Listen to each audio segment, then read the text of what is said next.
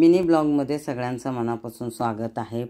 हनुमान जयंती पूर्ण मंदिर सजवलेलं आहे, तर सगळे दर्शनाला येत आहेत। सकाळपासून इथं कार्यक्रम चालू असतात आणि पूर्ण मंदिर सजवलेलं आहे। मी तुम्हाला पूर्ण दाखवण्याचा प्रयत्न करते। भरपूर असे लोक येऊन दर्शन घेऊन चालले होते। आरती झाली, त्यानंतर भंडारा असतो।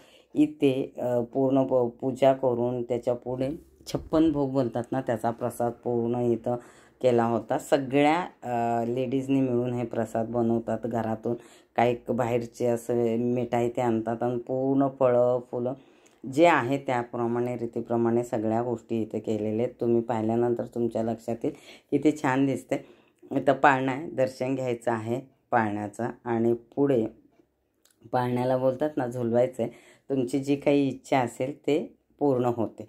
आणि चैत्र नवरात्र चालू होती, त्यामुळे तिथेही पूर्ण सजावट केली होती। ओटी भरत होत्या। इकडं खूप छान रांगोळी काढलेली राम आणि हनुमंताची हे तुम्हाला दिसतंय आणि इकडं जय हनुमान जय श्रीराम आणि गदा इतकं ते अप्रतिम दिसत होतं। आणि इथे पूर्ण जे कोणी येत होते ते दर्शन घेतल्यानंतर तिथलं प्रसाद ते आवर्जून सांगत होते की तुम्ही सांगा आणि प्रसाद घेऊन जा।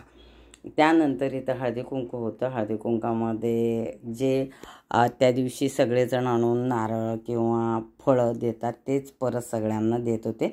आणि इथे पूर्ण भंडारा होता। भंडाऱ्यामध्ये पुरी भाजी भात आणि गोड असं सगळं होतं आणि भरपूर असं मनसोक्त सगळेजण जेवत होते। भंडारा म्हणला तरी पोट भरतं आणि त्याला पूर्ण वेगळी चव असते। कितीही आपण काही करू दे, बोलतात ना प्रसादाला एक जी चव असते ना ते कधीच होत नाही, ते प्रसादामध्येच हे होतं। त्यानंतर दुसरं मंदिर आहे इथे, मी तिथे दर्शनाला गेले होते।